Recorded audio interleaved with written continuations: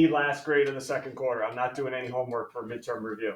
Right? This is the last grade of the second quarter. So I don't know if some of you want to hop on Aspen after I'm done talking and take a look at that average right now, but this is it right here. All right, last opportunity. All right, let's start right away here. Given triangles are similar, set up a proportion. All right, can you match up? This side matches up with that side, and write a proportion for me. All right, do we have that ability? There's going to be a couple questions on that tomorrow. If you were out, out on Friday, so sad, right? That's why there's videos up. We talked about this thing called a mid segment. All right, a mid segment. So going into tomorrow's test, what should I know about a mid segment? First is, if I don't tell you it's a mid segment, how can you look at a diagram and know? That's not a mid segment. Just knowing they're parallel. That's not a mid segment. The mid segment connects the what? Midpoints. So I would at least need to put this on there if I didn't tell you in the givens it was a mid segment. What should I know about it? The big thing is how long it is. DE, that mid segment is half the length of the side it doesn't connect, which for this case would be AC. It's half of AC. Do not set them equal. Well, I'll just stop talking. All right, don't set them equal. What are we doing here? All right, half the third side. That's the big thing. But you got to recognize it's a mid segment. All right, next up, what do I have here? Oh, 3 ways to prove triangles similar. Well, actually, it should be what? 3.5, because that half might come up tomorrow. That half might come up. All right, let's roll. Spout them off. What do we got? Angle. That's the big one, right? Especially when we do a proof. But there's others that I'm going to test you on, which are side, angle, side, similarity. What do you got to know about the sides? They should be what? Proportional. So you should be able to go this side over this side. Is it equal to the other two sides? And test that. Other ways.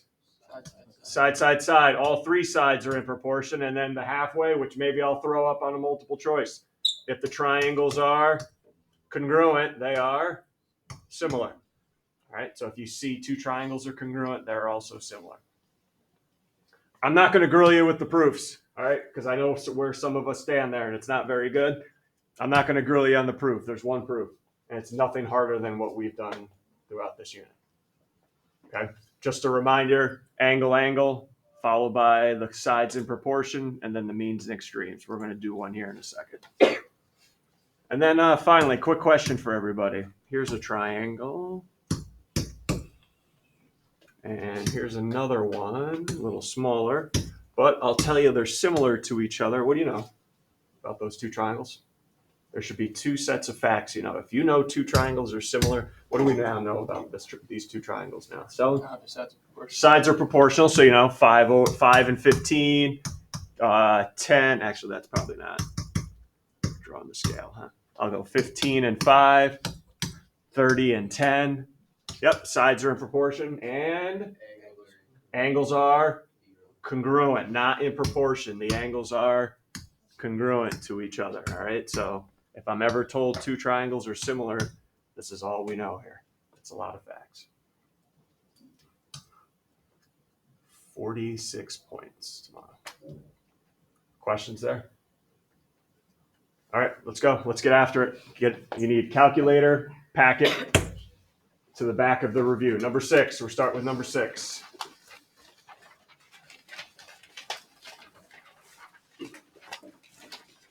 I want to make sure our algebra is up to par going into tomorrow.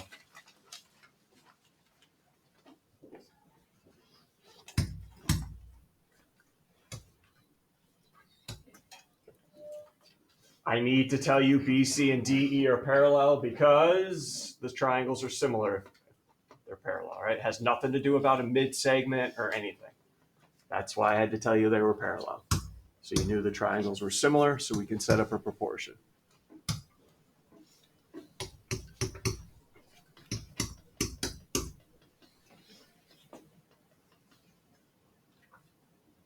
All right, can we set up a proportion? All right, at this point, I don't have numbers today. At this point, right, we know what's going on or we don't. All right, can we set up a correct proportion? Remember, what only goes in your proportion? Full sides. X minus 2, X minus 4 should not appear in our proportion. Full sides of each triangle. So I'm going to start you guys out with X, side X in the small triangle, and I need to know what it corresponds with. Side X matches up with, make sure you combine your like terms. It does not match up with X minus 2. What's it match up with? 2x minus 2. Yep. Combine your like terms. It matches up with 2x minus 2. And what do I have to have on the other ratio now? Start it with what? Got to start it with a 3, the same triangle that x came from. And what does 3 correspond with? Can we tell? X minus 1. Yes. Please remember, combine your like terms before putting it into the proportion. All right, hey, everyone stop. Just so we are clear, and I've told everybody this. You plug that in your calculator right now, and you give me this, you're going to get a point. Out of like 5 or 6, that is probably going to be work. Great, you can use your calculator to type it in. I need to see the work. All good? All right, I know I say that all the time, and it's like, yeah, we know, but I still have some people that don't show the work and just show me the answers. Not going to happen. All right, cross multiply. Let's go.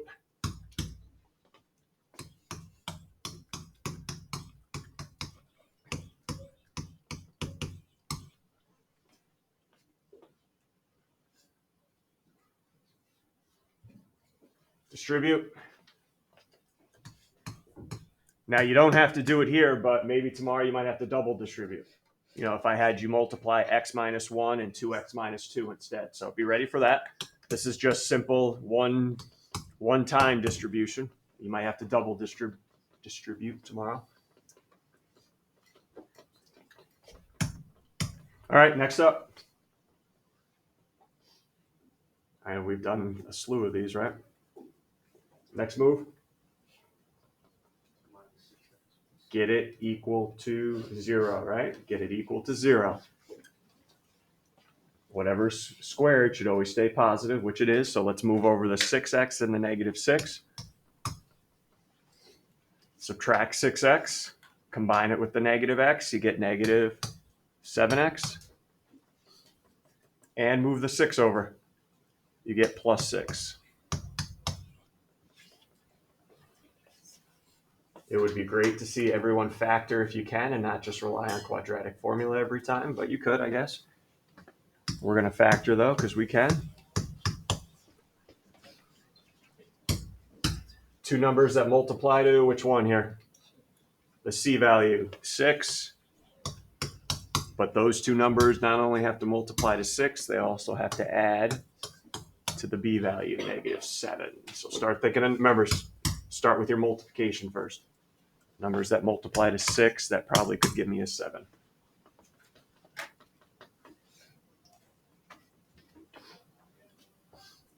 Two and 3, not going to work, right? Not going to work. 6 and 1. What do the signs have to be to add to a negative 7? Both negative. All right, we're good there. So we're factoring this. So we get x equals 6, x equals 1. Now, it may not click right now because neither answer is negative, so it might not be clicking, but did this problem have a diagram? Yeah, so you have to check. I don't care if they're negative, positive. You have to check both to see if it gives you a negative side. All right, check both if it gives you a negative side, no matter what type of answers you get. And anybody got a problem with any of our answers? I do. Which one gives you a problem? X equals 1. Why? Plug it in for BD. What do you get? Negative side. Plug it in for CE. You get a negative side. But wait a second. You plug it in for AB. It's positive. Don't care. You get 1 negative side. Answer gets rejected. All right. 1 negative side. That's all I need. Answer gets rejected. So 1 is not going to be part of the solution. It's just going to be 6.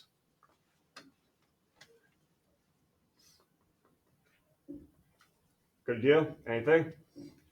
All right, let's go number 5. Back it up one now. Number 5.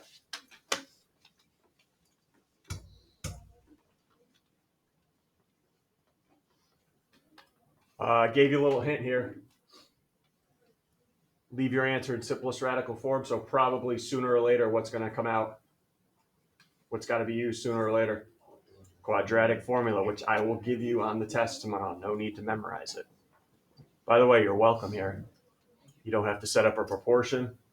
No cross multiplying, no setting it equal to 0. It's time to go. It's go time. What's your A value? Because it's got to be quadratic formula. 2. B, -5. And how about that C value? +1. All right, here it is. I'll give it to you tomorrow, too. -b plus or minus big square root b squared minus 4ac all over 2a. A reminder, when you plug in A, B, or C, put it in parentheses. Same goes when you type it in your calculator. Put everything you plug in parentheses. Right here, ready? Negative. Now I plug in B, watch. I'm going to put it in parentheses. Anytime I plug in for A, B, or C, it goes in parentheses for me. Same thing when you type it in your calculator. Don't forget plus or minus in your answer. Calculator doesn't have that button. -5 squared minus 4ac.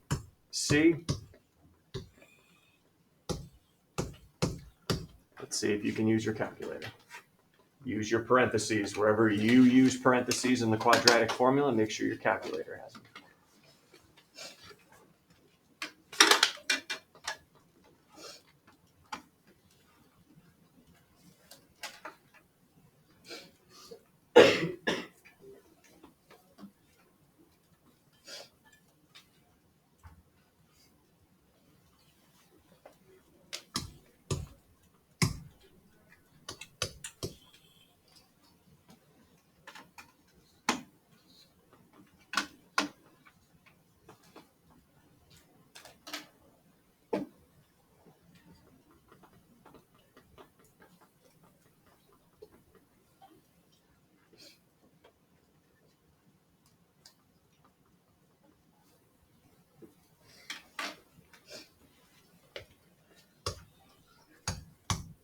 Again, don't forget your plus or minus.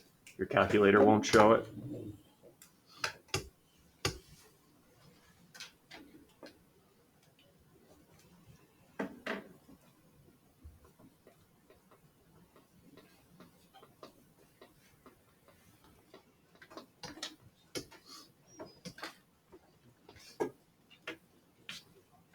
Again, 17 underneath that radical. If not, might not be using parentheses.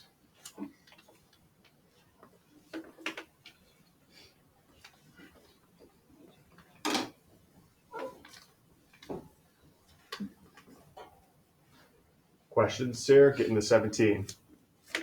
All right, just like we did last problem, is there a diagram here? Any diagram in this problem?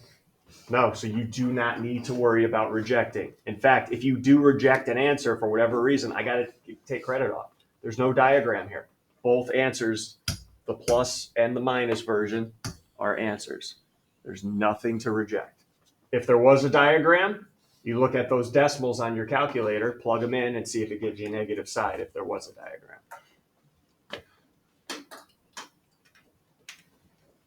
Okay, so we did factoring, quadratic formula, both see tomorrow. One more thing I'm going to do with you, and that is a proof.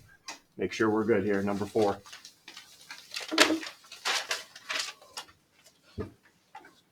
Before we go statements, reasons, crazy, look at the proof statement. How's this bad boy going to end?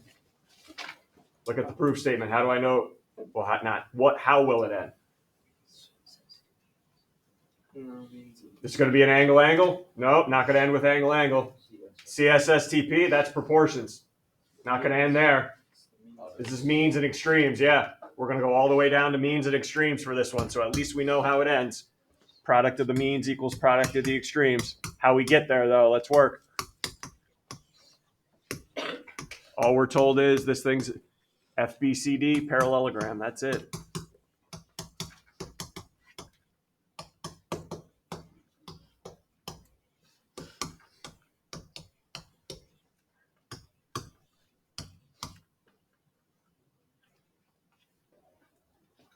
You don't really need them here, but I'll give them out tomorrow. First thing, find the two triangles. Where are they? Right? You got it. If you're going to have means and extremes, you need similar triangles. So where are the triangles we need to prove similar? Use the proof statement. AB, okay, say to myself, here's AB. How many triangles does AB belong to?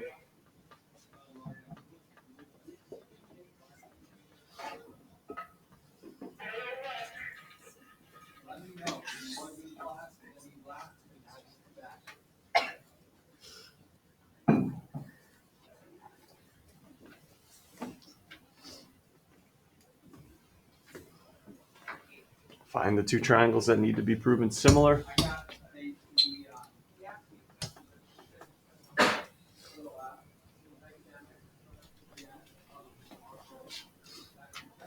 One triangle is ABC. Second triangle, hopefully you found, was EDC. So I need to prove those two similar.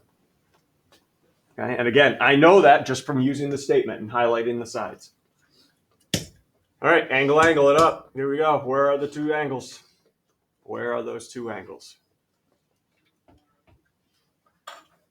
And all you know is it's a parallelogram, so hopefully we've got those properties down.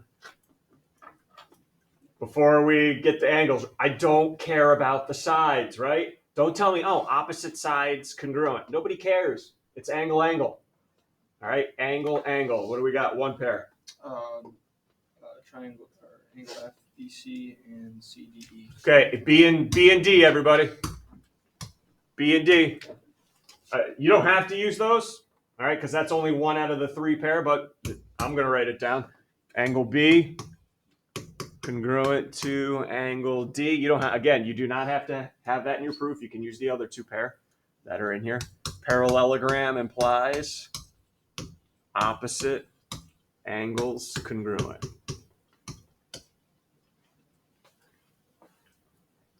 All right, one down, one to go. Now, I don't know where you're going to go find those other pair of angles, but it has to be, whichever pair it is, it has to be a pair of alternate interior. Right? You have to use a pair of alternate interior. There's two pairs up there. You got to use one of them. And before we say those are congruent, we still need what, though? I need lines parallel before the alternate interior angles are congruent. Make it easy on yourself. Some of you guys are doing a real nice job, by the way, with this. Just put both down, right? Just put both down. Instead of trying, wait, is it this opposite side or these opposite? Don't mess with your mind. Just put them both down. It's true.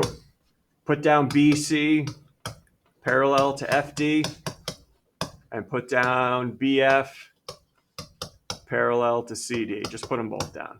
You may not use one of them, but who cares? That's correct. Parallelogram implies opposite sides parallel.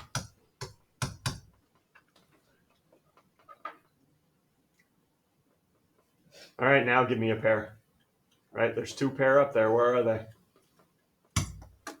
All right, you could go first pair of alternate interior angles. BCE congruent to CED. BEC congruent to CED. You could use those. Or the other pair that some of you may be using is angle A down here with angle ECD. You could be using those. Pick a pair. Okay, pick a pair. Just make sure the correct two are together. Let's see, what am I going to pick? I'll pick angle A with angle ECD. Parallel lines imply, we've been down this road a ton. Alternate interior angles congruent. Do I go right to means and extremes now? No, we got a couple steps in between. First thing, we did all that work for angle to show triangles are similar. And please make sure you got the similar sign tomorrow, not the congruent sign. If you put the similar sign, don't worry. I'll write you a little note about how you need to have a little self-respect in your life. Okay? ABC and CDE.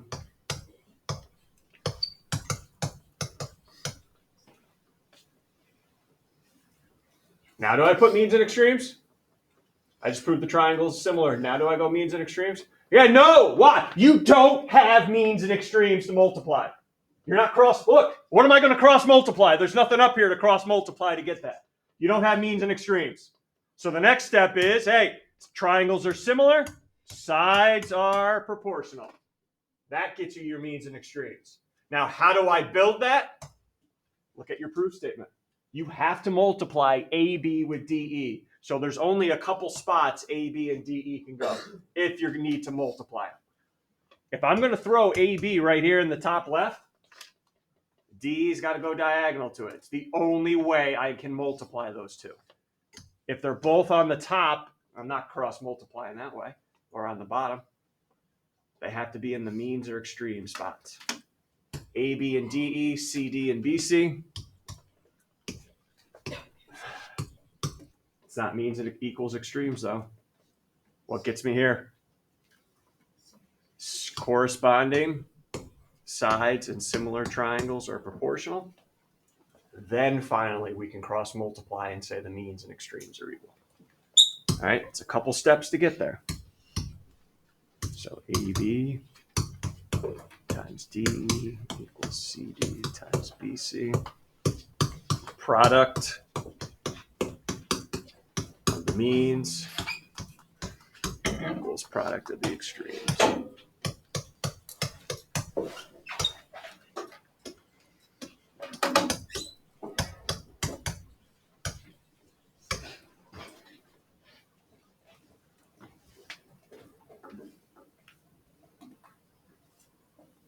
Questions? One proof on there tomorrow. Nothing different than what we've done this unit. I'm not going to harp on the proofs. But don't be surprised if it's, means and extremes. Don't be surprised. Okay. I need you to get out your Chromebooks for me. Here we go. Get out your Chromebooks if you have them with you.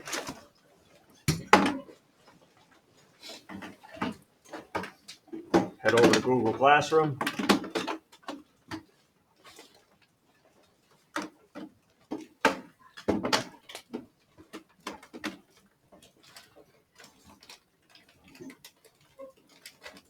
What's going on? You just magically appear out of nowhere? Yeah, I got a pass. Okay, I hope so. Thank you. The answer key to the review is not under the homework answers. It's a separate one right here. Unit test review answers under Unit 7. Okay, so make sure you're at the correct spot. It's not under homework answers. It's right here. Unit test review answers. That's where you're going to go and work right now. If you finish the entire packet of review questions before class ends, open up the textbook. Okay, there's textbook questions at, right before question 1. Right, there's textbook questions to try right before you start question 1. So if you finish the packet completely, great job. Move on to the textbook. And those pages are right here. I got to pop those up on Classroom. Okay, so let's get it going.